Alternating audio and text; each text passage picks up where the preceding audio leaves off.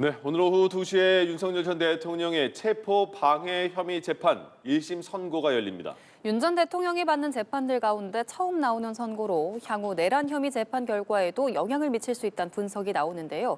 오늘 선고 과정은 방송을 통해 생중계될 예정입니다.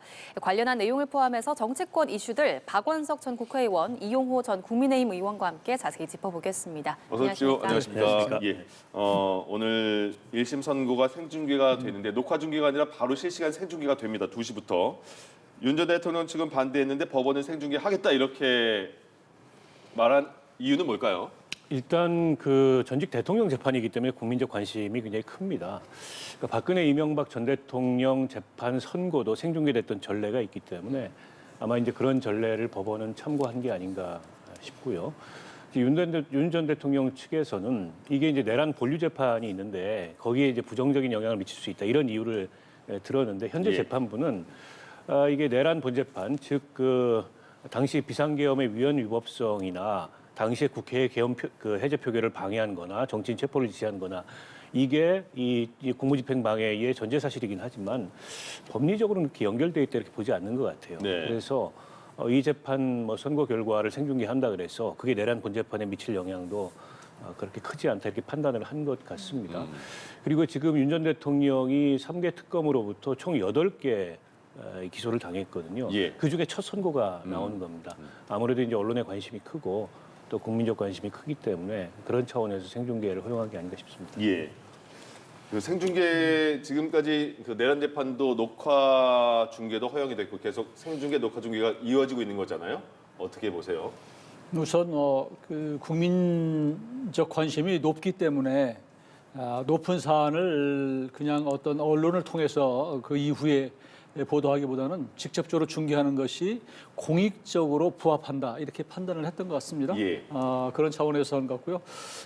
윤 전 대통령 측은 뭐 이걸 반대했다고 그러는데 아무래도 본인들로 봐서는 이게 첫 재판이 어떤 그 결과가 다음 재판에도 영향을 주지 않을까 이런 생각 때문에 그랬다는 것인데 그게 얼마나 설득력이 있는지는 잘 모르겠어요. 그럼에도 불구하고 왜 그럼 윤 전 대통령이 굳이 법원에 출석을 했느냐? 그러게요. 이번도 오늘 의심스럽긴 한다는 거죠? 한데요. 네. 그러니까 납득은 잘 안 돼요. 그동안에 공수처의 수사권 문제 가지고 계속 좀 시비가 있었고 논란이 있었는데 공수처는 수사권이 없다고 하는 것이 당시에 초창기에 그 수사할 때 윤석열 대통령 측이었는데 예. 굳이 오늘 그 또 저기 이 재판에 참석을 해서 한다는 게 무슨 실익이 있는가 하는 생각은 드는데요. 여하튼 첫 재판이기 때문에 국민적 관심이 높다. 그런 차원에서 오늘 형량을 좀 지켜볼 필요가 있을 것 같습니다. 네, 말씀하신 것처럼 윤 전 대통령은 오늘 이제 참석을 할 예정인데요. 그러면 오늘 이 생중계가 되고 국민들도 이 과정을 실시간으로 볼 수 있는 거잖아요. 어떤 점에 좀 주목을 하십니까? 저는 뭐 어차피 10년 구형을 했잖아요. 검찰특검에서. 그러면 그 결과는 결국 10년 이하로 나올 거 아니에요. 이제 형량이 얼마나 나올 것인지, 뭐 예. 절반이 나올 것인지, 뭐 또 형량 하나하나 체포 방해에 대해서는 어떤 것인지, 또 국무회의 심의권을 침해했다고 하는 부분은 어떤 것인지 하는 각 형량 하나를 좀 들여다볼 필요는 있다는 생각이 들고요. 저는 개인적으로는 뭐 이게 그 윤석열 대통령의 표정이라고 그럴까? 네. 이런 게 좀 관심이 있어요. 왜냐하면 지난번에 그 결심 공판에서 사형구형할 때 당시에 국민들이 볼 때 조금 너무 이 재판을 너무 가볍게 보는 것이 아닌가 하는 그런 비판이 좀 있었기 때문에 약간 미소 말씀이신 거죠? 네네. 예. 오늘부터는 좀 국민들이 볼 때 본인이 어떤 정말로 나라를 위해서 진정성을 가지고 본인은 뭐 나름대로 충심을 가지고 계엄을 했다고 그러는데 그 부분에 대해서도 어필하려면 재판에 임하는 그런 모습도 좀 더 무겁게 가져가는 것이 맞지 않을까 싶어서요. 네. 오늘 그런 점들은 좀 지켜볼 생각입니다. 네, 각 혐의에 대한 형량, 전체 형량, 또 윤 전 대통령의 태도나 표정 같은 걸 주목하고 있다고 하셨는데 어떤 점에 좀 주목을 하시는지? 일단 선고 공판에서는 피고인이 발언을 할 수가 없습니다. 때문에 윤 대통령이 어떤 직접적인 반응을 이 재판에서 듣기는 어려울 것 같고요. 다만 이제 앞서 말씀하셨듯이 표정이라든지 이렇게 이제 비언어적인 그런 어떤 메시지들이 있지 않을까. 뭐 이런 거를 한편으로는 좀 관심 있게 지켜보게 되지 않을까 싶고요. 예. 역시 가장 큰 관심사는 어느 정도의 이제 형량이 선고됐냐입니다. 10년을 구형을 했는데 통상은 그 구형 범위 이내에서 그보다 낮은 어쨌든 선고 형량이 나오지만 재판부가 이걸 생중계까지 허용한 것으로 봤을 때 법리적으로도 그리고 양형 측면에서도 어떤 뚜렷한 그런 판단과 이제 할 얘기가 있다 이런 생각인 것 같아요. 특히나 그동안 윤 전 대통령 측에서는 두 가지를 주로 이 재판에 관련된 방어 논리로 제시를 했는데 하나는 공수처가 수사권이 없다는 것과 예. 그다음에 국무회의의 그 절차적 적법성 이게 통상의 국무회의하고는 다를 수밖에 없다. 국가 비상 이 긴급조치권의 행사이기 때문에 근데 과연 이제 그런 논리가 재판부에서 얼마나 수용되는가 이게 중요한 거는 이게 내란 본재판에서도 쟁점이긴 하거든요. 거기에 아무래도 영향을 좀 미칠 수 있기 때문에 그에 대해서 예.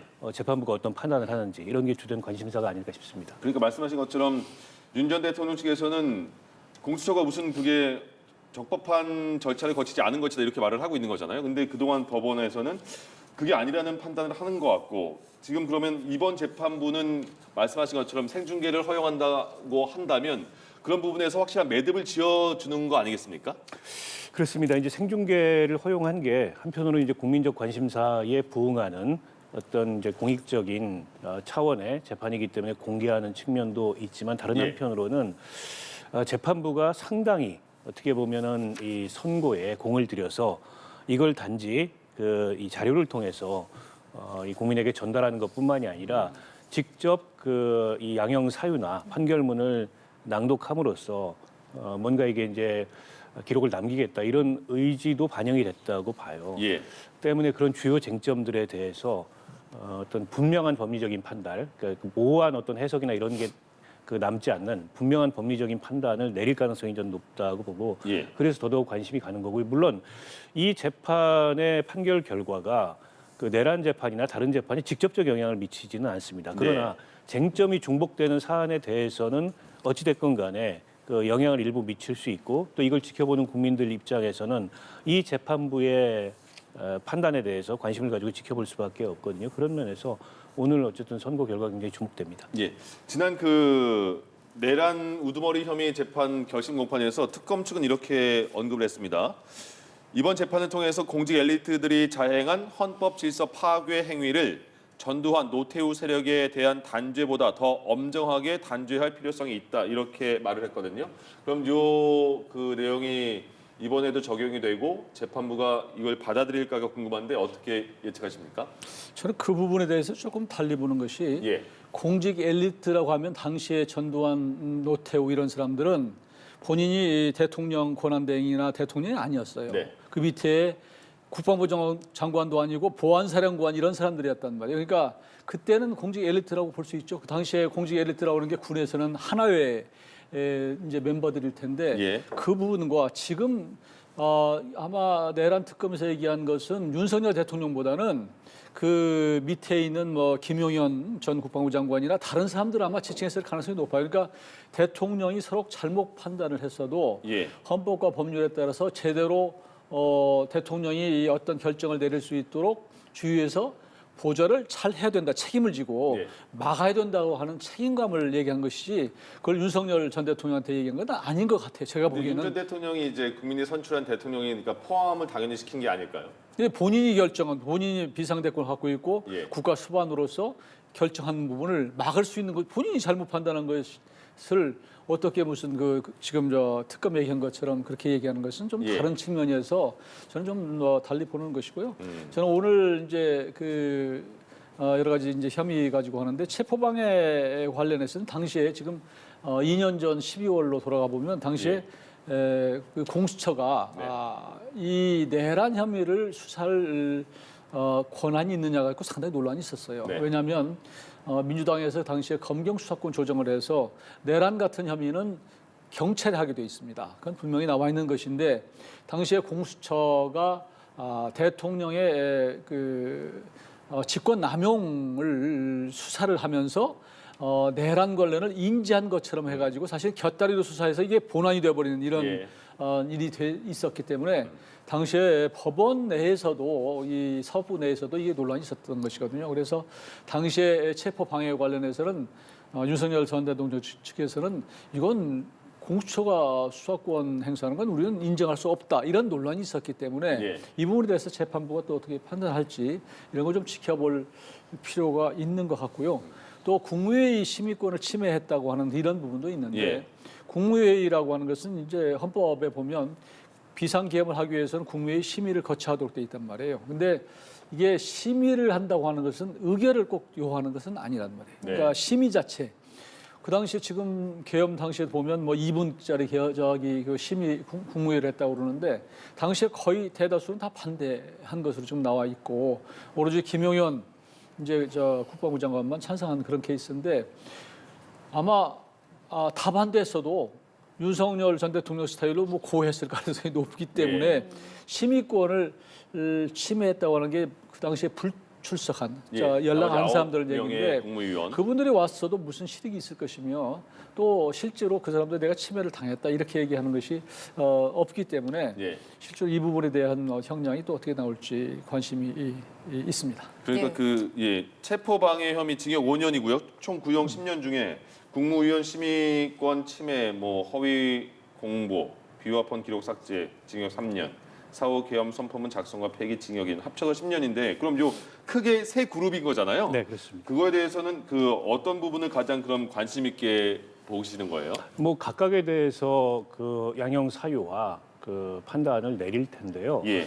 일단 뭐 가장 그 중에 무거운 거는 이제 공무집행방해입니다. 네. 당시에 이제 중무장한 경호처 공무원들을 어쨌든 동원해서 예. 체포영장을 저지하려고 시도를 했고, 그래서 사실은 체포영장 집행이 한 차례는 무산됐습니다. 예.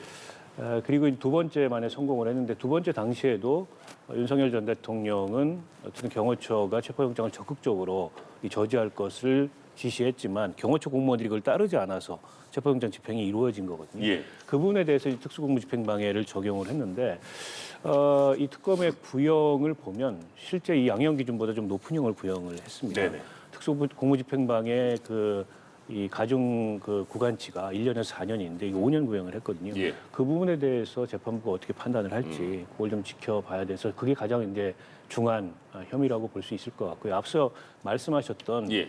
국무위원들 심의권 침해는 지금 이제 이용호 의원님 말씀하신 건 이제 결과론인 것 같아요. 예. 근데 11명의 국무위원에게만 선택적으로 연락을 했고 9명의 국무위원은 아예 연락을 안 했던 거거든요. 네.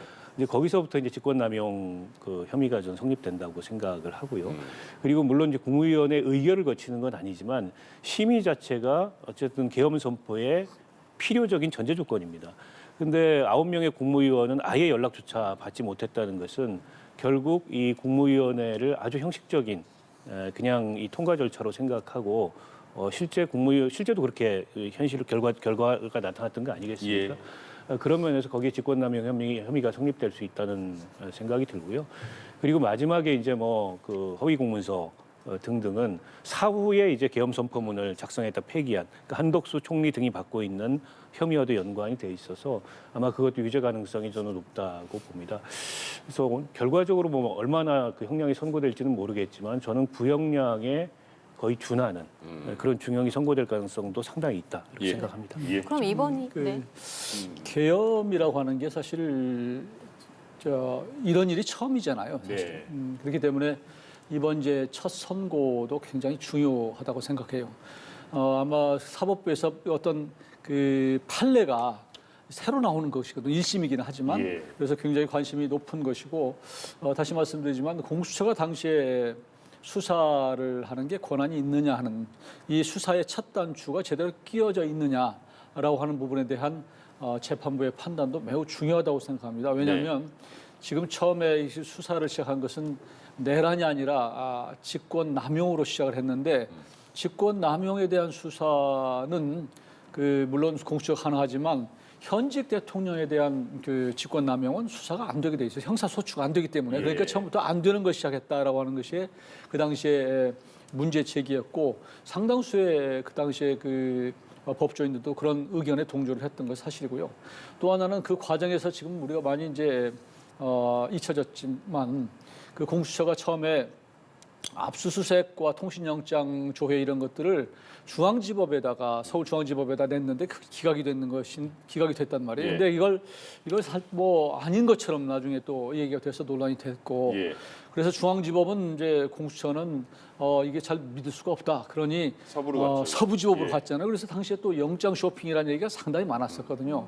근데 알다시피 서부지법은 이게 우리법 연구회나 인권법 연구회 그 출신들이 많이 포진하고 있어서 매우 진보 쪽에는 유리한 판결이 나올 수 있다. 이런 사실 논란들이 있었던 거예요. 예, 예. 물론 이게 계엄이라고 하는 게 매우 비상대권의 대통령의 고유 권한이어서 이것도 초유의 일이고 논란이 예. 있지만 이거에 대한 재판도 역시 상당히 정치적으로 좌우됐던 그런 과정이 있었다. 예. 그런데 사법부의 판단이라고 하는 것은 결국은 이 법리, 그다음에 증거, 그리고 판사의 양심에 따라 하게 돼 있는데 그동안 민주당 집권 여당이 보여온 것은 사법부에 대한 극심한 불신, 그리고 조희대 사법부에 대한 조롱과 우롱, 예. 뭐 또 흔들기 이런 것들이 있어서 엄정하게 재판을 할 때 법리와 증거에 따라서 해야 되는데 과연 정책 색깔이 좀 들어가는 것이냐 하는 그런 부분에 대해서 좀 관심이 있는 거죠. 예, 알겠습니다. 그럼 향후 영향 어떻게 보시는지 좀 짧게 부탁드리겠습니다. 글쎄요, 뭐 오늘 재판 이후에도 지금 2월 19일로 지금 내란 본재판 예. 선고가 잡혀 있는데 이게 이제 사형 구형이 나왔지 않습니까? 법정 최고형이 구형됐는데 이제 그 재판 결과가 가장 주목되는 바죠. 그래서 뭐 일각에서는 사형 선고가 나올 수도 있다 이런 전망도 있고요. 예. 이게 사형 선고라는 게 실효적이지 않기 때문에 뭐 그렇게까지 무리하겠냐, 그냥 무기징역 정도가 나올 가능성이 있다. 근데 앞서 그 이제 쟁점이 있었지 않습니까? 과거에 전두환 씨 사례를 특검에서 구형 당시에 비중 있게 비교를 했는데, 근데 이제 그 12.12 쿠데타 당시에 전두환, 노태우 이분들은 군인이었지 국군 통수권자이거나 대통령이 아니었습니다. 근데 윤 전 대통령은 현직 대통령의 위치에서 이런 친위 쿠데타 내란을 일으킨 것이기 때문에 비난 가능성이 오히려 더 크다고 봐야 되겠죠. 예. 헌법 수호의 책임을, 그것도 가장 무거운 헌법 수호의 책임을 지고 있는 대통령이 12.12와 같은 우리 헌정사에 있어서는 안 될 일이 있었는데 그걸 알고도 이제 이런 그 위헌적 비상계엄을 통해서 내란을 일으켰다는 게 특검의 구형에서는 훨씬 더 비난 가능성이 크다라는 점을 의미하고 있는 것 같아요. 그 대목에 대해서 이제 재판부가 어떤 판단을 내릴지 좀 지켜봐야 할 것 같습니다. 예. 예, 알겠습니다. 다음으로 좀 넘어가 보도록 하겠습니다. 이번에는 국민의힘 이야기를 좀 짚어볼 텐데요. 한동훈 전 대표가 윤리위의 제명 결정에 대해서 재심 청구의 뜻이 없다고 밝혔습니다. 근데 장동혁 대표가 소명의 기회를 주겠다라고 하면서 어제 최고위 제명 의결을 늦췄는데 이 부분에 대해서 좀 어떻게 보고 계시는지요? 우선은 그 장동혁 대표로 봐서는 당내에서 한밤중에 기습적으로 제명한 거에 대해서 좀 비판론이 많이 제기가 됐고 예. 일반 국민들이 볼 때도 저렇게 서둘러서 굳이 할 필요가 있느냐. 또 한동훈 전 대표에 대한 그 윤리위 출석도 하루 전에 문자로 했다는 거거든요. 그러니까 네. 이런 것들에 대해서 상당히 비판이 있고 논란이 있기 때문에 이것을 좀 더 시간을 가지고 숙고하면서 절차적 정당성도 좀 보완을 하고 또 한동훈 대표 측과의 어떤 그 정치적인 해법 모색 이런 것들도 좀 가능한지 여부를 타진하면서 좀 시간 벌기를 한 것이 아닌가 이렇게 생각이 들고요. 예. 저는 결과적으로 매우 잘 됐다고 생각하고 결국 정치의 문제를 정치적으로 풀어야 될 것이지 또 한동훈 전 대표도 마찬가지로 이 부분을 윤리위는 안 나가겠다, 재심 청구 안 하겠다라고 처음부터 불신하기보다는 어차피 이런 이런 행위들은 그러니까 사법적으로 딱 떨어지는 어떤 재판이 아니라 당내에 있는 기구들은 당원들을 상대로 한 어떤 윤리적인, 도덕적인, 정치 책임적인 이런 부분도 있기 때문에 예. 본인의 이 사안을 보는 진정성 부분도 조금 불편하지만 받아들이고 또 임하는 것이 저는 본인을 위해서도 좀 좋을 것 같아요. 왜냐하면 처음부터 윤리 구성 자체가 문제가 있고 또 처음부터 나를 찍어내기 위한 것이다. 이렇게 그것은 판단은 국민들이 할 일이고 당원들이 할 일이기 때문에 속으로 그렇게 생각할지 모르지만 그래도 나는 그래도 이 절차에 응하겠다라고 하는 것이 맞고요. 재심 청구 저는 했으면 좋겠고요. 그 당시 처음 나왔던 제명 당시보다는 조금 분위기가 바뀐 측면도 있고 결국은 이 문제를 끝까지 가져가 본들 예. 한동훈 전 대표도 손해 보는 것이고요. 또 장동혁 지금 대표도 그렇게 가서 국민의힘이 옳은 방향으로 가는 것은 아니다고 하는 비판론이 많기 때문에 저는 좀 서로 정치적 해법을 모색하는 게 좋다고 생각합니다. 네, 장동혁 대표와 한동훈 전 대표가 지금은 약간 평행선을 달리고 있는 것 같은데 두 사람이 극적으로 정치적 타협을 할 가능성은 좀 어떻게 보고 계시는지요? 제 현재로서는 좀 낮아 보입니다. 어쨌든 장동혁 대표는 한동훈 전 대표에 대한 이 징계를 오래전부터 추진해 왔다고 볼 수 있을 것 같고요. 그래서 원래 윤리위원장이 있었는데 그 윤리위원장이 마음에 들지 않으니까 그 윤리위원장을 좀 바꾼 상태고 예. 또 당무감사위원장을 여러 논란이 있는 분임에도 불구하고 임명을 해서 이제 징계 근거를 만들고 징계까지 왔기 때문에 여기서 갑자기 무슨 정치적 타협이나 화해를 모색할 가능성은 없고 지금 재심 기회를 주겠다. 근데 재심 기회는 당규상 이 피재소인한테 부여돼 있는 거지 장동혁 대표가 주는 게 아닙니다. 예. 그러나 이제 절차적 정당성에 문제가 제기되기 때문에 그 점을 좀 보완하고자 하는 의도고 또 당내에 여러 가지 비난이 있으니까 그 비난을 좀 무해하자 이런 취지인 것 같아요. 근데 한동훈 전 대표는 이미 뭐 재심을 하지 않겠다라고 그 얘기를 했고 재심을 하지 않겠다는 것은 아직 결정된 건 아니지만 법적 다툼을 하지 않겠다는 것으로도 이해가 돼요. 왜냐하면 저 재심 기회를 부여하게 되면 가처분 등의 법적 다툼에서 조금은 이 장동혁 대표 쪽에 그 정당성의 하자가 보완이 되고 거기에 출석을 하지 않으면 한동훈 전 대표 입장에서는 조금 이제 불리해지는 측면이 있거든요. 예. 근데 그걸 감수하면서까지 재심을 청구하지 않겠다는 거는 굳이 이게 이제 정치적인 차원에서 추진되는 징계인데 그걸 가지고 뭐 가처분 등등의 법적 소송을 하지 않겠다 이런 판단도 깔려 있는 게 아닌가. 물론 아직까지 밝히지 않았기 때문에 이게 짐작이긴 합니다만. 그리고 한 전 대표 입장에서는 근원적으로 이 징계 자체를 이 윤리 과정 전 과정을 인정하지 않는데 그리고 조작된 사실을 가지고 이걸 추진하고 있다고 얘기하는데 재심에 응한다는 것도 논리적으로는 좀 모순됩니다. 예. 그런 측면에서 당 내부에서는 이 징계가 좀 과했다 이런 평가가 지배적인 것 같아요. 예. 그리고 지금이라도 장동혁 대표는 중단하고 징계를 취소하고 또 한 전 대표는 도의적 차원에서 당원들에게 사과함으로써 정치적으로 절충을 해야 된다라는 의견이 많은 것 같은데 근데 이게 마주보고 달리던 열차가 갑자기 방향을 바꿔가지고 이게 서로 평행선을 그리면서 달리기가 좀 쉽지는 않거든요. 예. 만약 당내에 그런 의견이 많다면 훨씬 더 적극적인 중재 노력을 해야 되는데 예. 아직까지 그런 모습은 보이지 않고 또 장동혁 대표가 돌연 단식에 돌입하는 바람에 물론 이제 단식의 목적은 네. 여당을 상대로 특검을 관철시키기 위한 단식이긴 하지만 국면 전환을 좀 하려는 거 아니냐. 예. 그리고 그냥 징계 문제는 윤리위에 맡겨놓고 한동훈 대표에게 맡겨놓고 한동훈 대표 본인이 어떻게 응하는지 본인은 이제 거기에 관여하거나 이러지 않겠다. 다만 열흘 뒤에 한 전 대표가 여기에 응하지 않는다면 윤리 결정대로 원칙적으로 예. 최고위에서 승인할 수밖에 없다. 이런 입장인 것 같아요. 그래서 그 사이에 어떤 변화가 있을 것 같지는 않습니다. 예. 이 질문 드리면서 마무리 지어야겠네요. 그 민주당 김병기 전 원내대표, 김병기 지금 의원에 대한 경찰 수사에 대해서 뭐 그 둘째 아들 집에 비밀 금고가 있을 것이다. 뭐 가로 세로 1m짜리가 있을 것이다 해서 경찰이 갔더니 없었어요. 그래서 그 둘째 아들 집 뭐 엘리베이터나 등등의 CCTV를 한번 확인해 보겠다 이런 얘기도 나오고 있는데 김병기 의원에 대한 경찰의 수사 상황은 지금 어떻게 판단하십니까? 평가를? 너무 경찰이 미온적으로 수사에 임했던 게 사실이고요. 예. 지금 그 구의원이 김병기 의원한테 돈을 공천 뇌물을 줬다고 하는 것이 그런 탄원서가 나온 게 11월 달이에요. 네. 2달 전인데 이제 와서 압수수색한다는 것은 이미 증거인멸할 시간을 충분히 줘버린 것이고 알다시피 압수수색이 기본 아니에요. 그냥 전광석화처럼 하는 것이 기본이고 또 출국 금지시키는 것이 기본인데 이런 것들에 대해서 경찰의 기본적인 원칙도 지키지 않았다. 뒤늦게 지금 압수수색을 했음에도 불구하고 또 몇 군데는 빠뜨렸더라고요. 예. 그러니까 무슨 자녀 편입학 문제 이런 것들에 관해서도 그렇고 네.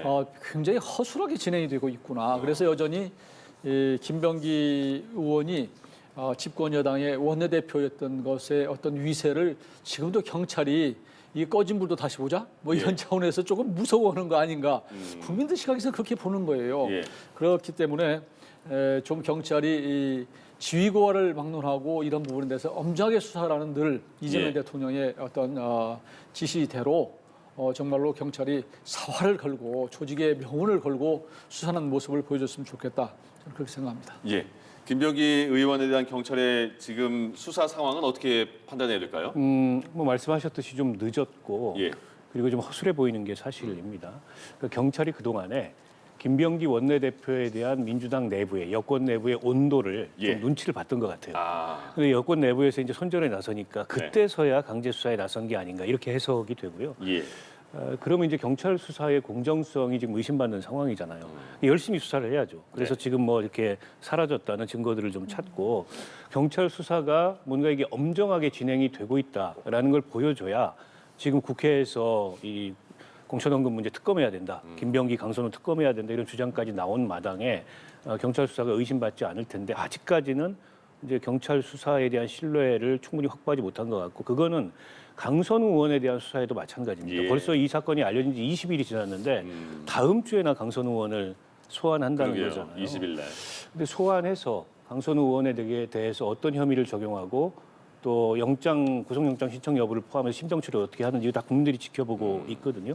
아직까지는 경찰 수사가 그렇게 믿을 만하다 이렇게 보이지는 않습니다. 네. 예, 알겠습니다. 오늘 다양한 정치권 이슈들 짚어봤습니다. 박원석 전 국회의원, 이용호 전 국민의힘 의원과 함께 이야기 나눠봤습니다. 오늘 말씀 고맙습니다. 고맙습니다. 예.